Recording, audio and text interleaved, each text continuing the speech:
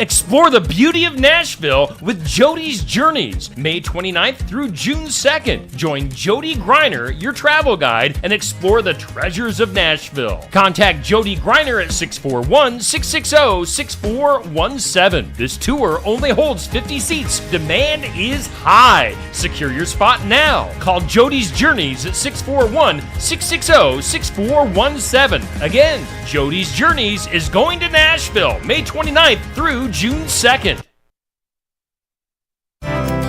Protect your sheep and goats from blood-sucking parasites. Hi, I'm Jody Henke. Understand the parasite life cycle and don't let your animals graze to the ground as you're living the country life. Living the Country Life. Ideas and inspiration for your place in the country. You can find more information on today's topic and from previous shows by visiting us online at livingthecountrylife.com. We'll return to the show after these messages.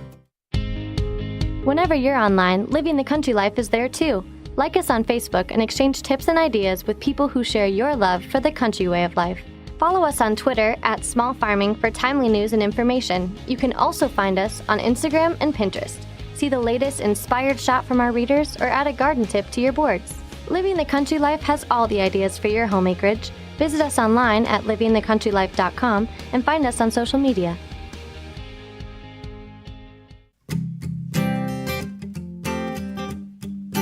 If you're looking for new ideas for what to do around your place in the country, register for the Living the Country Life newsletter. Once a week, you'll receive helpful tips in your inbox on a wide variety of seasonal and timely topics, along with so much more. Living the Country Life is for all those people who love to live in the country. Sign up for your free newsletter today by visiting livingthecountrylife.com.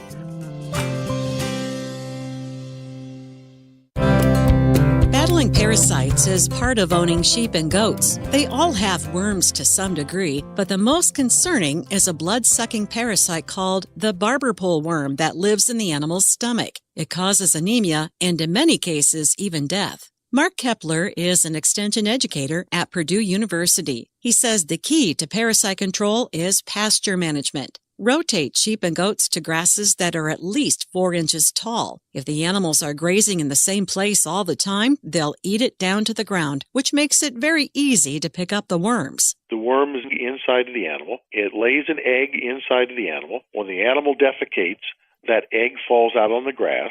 And then that egg will hatch out and a little tiny worm will crawl up the grass blade, just a little bit. And so when the animal comes along and eats that grass blade, it's eating that worm and putting it into its body. There are dewormers, but if they're overused, the parasites can build up resistance. Check the color of the membrane around the animal's eyes. If it's white and not pink, it signals anemia. Another way to determine worm load and if the treatment is working is to collect fecal samples. Take it to the vet, and he'll look at it and say whether you got worms or don't, or what kind you got. I give them the drug, come back, whatever the vet says, usually about 2 weeks later, and then I see again what kind of egg numbers I got. If I got the same number of eggs I had the first time around, I got resistance, and that drug isn't doing me any good. Keep in mind the number of worms, their impact on the herd, and their level of resistance will vary from farm to farm. Learn more about controlling sheep and goat parasites at livingthecountrylife.com. I'll see you in the country. Living the Country Life.